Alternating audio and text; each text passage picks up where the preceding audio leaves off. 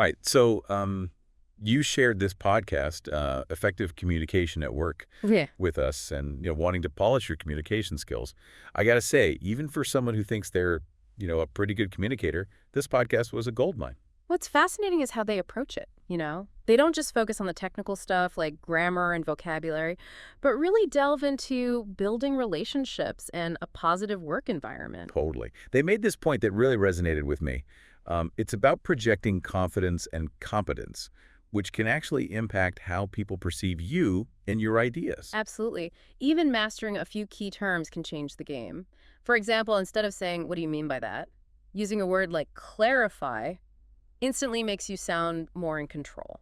It's like you're taking ownership of the conversation, Right. demonstrating that you're not just passively receiving information, but actively seeking understanding. Precisely. It shifts the dynamic and shows that you're engaged and invested in the conversation. So what other vocabulary power-ups did the podcast highlight? Well, they talked about the importance of agenda and follow-up. Now, these might seem basic, but using them strategically can really enhance your professionalism. Okay, I'm intrigued. How so? Think about it. If you're leading a meeting and start by saying, "Let's review the agenda," it immediately establishes a sense of structure and purpose. People know what to expect and can follow along more easily. It's like setting the stage for a productive conversation. And what about follow-up? That's all about demonstrating proactivity and accountability. Imagine sending an email after a meeting that says, "Just following up on our discussion." It shows you're on top of things and reinforces the key takeaways. Right, it reinforces that you're reliable and dedicated to making things happen. They also had a whole section on email etiquette, which I think we can all relate to. Absolutely. Email can be a minefield. But they had some really practical tips for writing clear, concise messages that actually get read. Like what? Well, they stress the importance of a clear subject line. Instead of a vague question, use something specific like follow up on marketing proposal. That's so much better. It instantly grabs attention and shows you're organized. I'm already making mental notes here. They also talked about the importance of keeping emails brief and to the point. Nobody wants to scroll through a novel. Right. I've been on the receiving end of those emails. It's overwhelming. Exactly. So think about what you want to say, structure it logically, and get to the point quickly. And of course, always proofread for any errors. Because, let's be honest, a typo-ridden email just screams unprofessional. Right. Now, moving on from individual vocabulary words, they also delved into a concept they called constructive criticism. Ooh, that's a tricky one. I always struggle with giving feedback without sounding harsh or judgmental. It's a delicate balance, for sure. But the podcast emphasized framing feedback in a way that's helpful and solution-oriented, not just pointing out flaws. They gave an example earlier. Right. Instead of saying, "This report is wrong," you could say, "This section could use more detail to align with the project goals." Exactly. It's about highlighting areas for improvement, while still acknowledging the effort and value of the work. It takes the sting out of criticism and makes it feel more like a collaborative process. Right. Absolutely. And speaking of collaboration, they had a really interesting section on navigating those inevitable moments when communication goes wrong. Okay, let's face it. Misunderstandings happen all the time, even with the best intentions. What do they suggest? They recommended using a simple phrase, "Let's clarify this to ensure we're aligned." Wow, that's powerful. It immediately de-escalates tension and shifts the focus to finding a solution together. Right. It's like saying, "Hey, we're both on the same team here. Let's figure this out together." And it prevents those little misunderstandings from snowballing into bigger conflicts down the road. Exactly. Speaking of conflict, the podcast actually featured a really insightful role play of a team meeting where things got a little heated. Hold on, a role play. Now I'm really curious. Did they demonstrate how to handle those tense situations? They did. And it was fascinating to see how simple communication strategies can completely transform a conflict. All right, spill the tea. What happened in this role play? Well, it started with the team leader setting the stage by clearly reviewing the meeting agenda. So right off the bat, everyone's on the same page, knowing what to expect. That's smart. Right. Then one of the team members raised their hand and said, "I'd like to clarify one point about the upcoming deadlines." Ooh, there it is. Using that clarify word in action. Exactly. And the way the team leader responded was brilliant. He said, "Good question. The final report is due on Friday, but if anyone needs more time, let me know by tomorrow." He acknowledged the question, provided a clear answer, and even offered flexibility.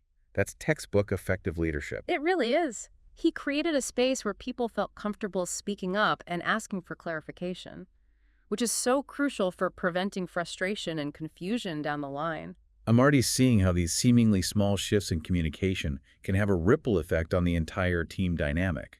Absolutely. And this leads us to another key aspect of effective communication that the podcast emphasized: active listening. Okay, I've heard that term before. But honestly, I'm not sure I fully grasp what it means beyond just, paying attention. It goes much deeper than that.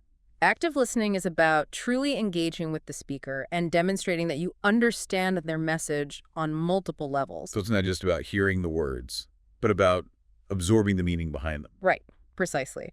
And that involves a combination of verbal and nonverbal cues. Ooh, like what? I'm on all ears. Well, they stress the importance of nonverbal cues like nodding, making eye contact, and using appropriate facial expressions to show that you're following along. Those nonverbal cues are so powerful, they convey interest and respect even before you say a word. Makes me think about how I come across in meetings. It's something we often overlook, but it makes a huge difference. Active listening also involves asking thoughtful follow-up questions to clarify your understanding and make sure you haven't missed any nuances. Right. So it's not just nodding along like a bobblehead, Yeah. but actively engaging with the information and showing that you're invested in the conversation. Exactly. And it creates a much more dynamic and engaging exchange of ideas. Instead of just passively absorbing information, you're actively participating in the conversation. And building a stronger connection with the speaker Right. because they feel heard and valued when you truly engage with them. Exactly. And that connection can be the foundation for stronger relationships, more effective collaboration, and ultimately a more positive and productive work environment. Wow. I'm already seeing how these communication principles can apply to so much more than just work. It's about how we interact with everyone in our lives. You're absolutely right, and that's something we'll explore further in the next part of our deep dive. Okay, my brain is buzzing. Active listening sounds simple in theory, but I can already see how much mindfulness it requires. No more zoning out during meetings for me. It's a practice for sure, but the payoff is huge. Now, picking up where we left off the podcast, also delved into those trickier communication challenges we all face at work. Like dealing with conflict. I'm all ears because, let's be honest, disagreements are bound to happen. Absolutely. And you're right. It's not about avoiding conflict, but managing it constructively. The podcast highlighted a few different approaches, but the foundation really lies in active listening. Makes sense. If you're not truly hearing the other person's perspective, how can you even begin to resolve the conflict? Exactly. And it goes beyond just listening. It's about acknowledging their feelings and validating their point of view, even if you don't agree. That sounds tough, especially when you're feeling frustrated or defensive. It takes practice. But the key is to separate the person from the issue. Instead of saying you're being unreasonable, try something like, I understand your concerns, but I'm also thinking about. So it's about finding that common ground, that shared goal you're both working towards. Precisely. And sometimes a more direct approach is needed, especially in high-stakes situations. That's where giving constructive criticism comes in. Oof, that's always a tough one. I'm always worried about hurting someone's feelings or coming across as too critical. I hear you. The podcast actually challenged the traditional feedback sandwich approach, where you cushion criticism between two positive statements. Wait, really? I thought that was the gold standard. Well, it can feel disingenuous sometimes. Right. They suggested that in certain situations, being direct and specific is actually more helpful. So instead of saying, great job on the presentation, but the visuals were a bit distracting, overall, it was good. I should be more straightforward. Exactly. Focus on the key message and deliver it with empathy. Something like, I noticed the visuals in the presentation were a bit busy.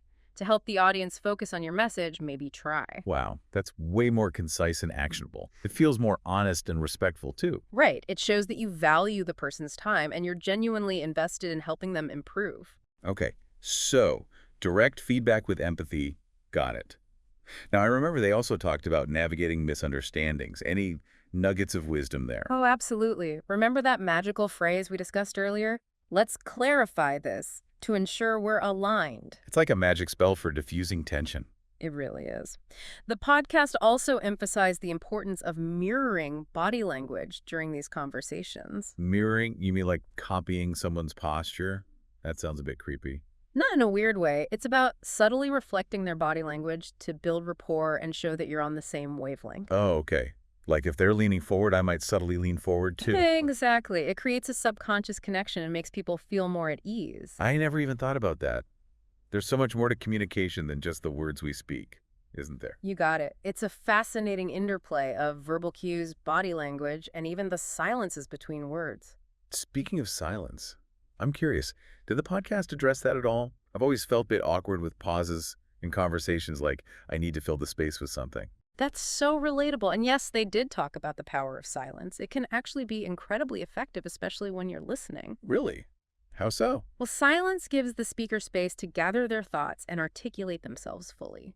It also gives you, the listener, time to process what's being said and formulate a thoughtful response. That's interesting. It's almost like silence allows the message to really sink in, both for the speaker and the listener. Exactly. It's about resisting that urge to jump in and fill every gap. Sometimes the most powerful communication happens in those moments of quiet reflection. Okay, I'm definitely going to try to be more mindful of that, embrace the silence. But I do have one more question about dealing with conflict. What if things escalate and active listening just isn't enough? That's a great question, and the podcast did touch on that. They emphasize the importance of knowing when to involve a third party, like a manager or mediator. That makes sense. Sometimes you need an outside perspective to help facilitate a resolution. Right. It's not about admitting defeat, but about recognizing that you need support to reach a positive outcome. So we've covered a lot of ground here. Specific vocabulary, email etiquette, constructive criticism, navigating misunderstandings, dealing with conflict, the power of active listening and silence. It's a lot to take in. It is, but it's all interconnected, and it all boils down to building those strong relationships, understanding diverse perspectives, and creating a more positive and productive work environment for everyone. And it's not just about work. Right. These are skills that can benefit us in all areas of our lives. Absolutely. The ability to communicate effectively is a superpower we can all harness. It's about connecting with others on a deeper level, building bridges, and creating more meaningful relationships. I'm already starting to see the potential ripple effect of these principles. It's not just about sounding professional, it's about becoming a better communicator, a better listener, and ultimately a better human being. Beautifully said.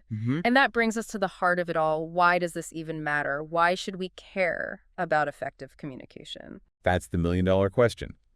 I guess it's about more than just getting our point across. It's about fostering genuine connections, creating a more harmonious world, and ultimately living a more fulfilling life. Couldn't have said it better myself. So, as we wrap up this part of our deep dive, let's shift gears and explore how these principles can be applied beyond the workplace in our personal lives and beyond. It's amazing, right? Like, we often think about good communication as something we need for work, but it really does impact every single part of our lives. Absolutely. It's a life skill. It really is. Imagine, using those active listening techniques that focus on clarity and respect, but not just with colleagues, with everyone. Your family, friends. Oh, yeah. Even with, that barista who always messes up your order. Maybe not the barista, but I see what you mean. We put so much effort into communicating well at work. What if we brought that same intentionality to all of our interactions? It could change everything, couldn't it? I mean, think about those arguments we have with our partners or our families, the ones that just go round and round.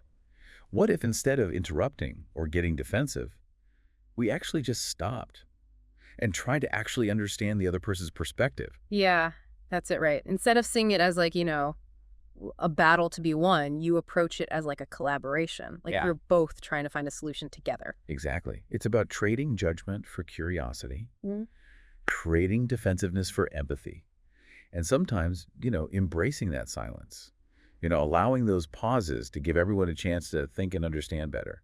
It's funny, isn't it? We always think about communication as talking, but those moments of quiet, they can be so powerful, even more powerful sometimes. Absolutely. It's about making a safe space where both people feel heard and respected, even when they disagree. And that can lead to some amazing breakthroughs in relationships. Right. So how do we take all of this and use it every day? It's one thing to learn about active listening, but actually using it, that's a whole other thing. Yeah, it takes effort for sure. How about this? For the next week, every time you talk to someone, think of it as a chance to practice your communication skills. I love it. Like a communication boot camp. Yeah. Pay attention to your body language. Make eye contact. Ask questions to make sure you really understand. Don't interrupt.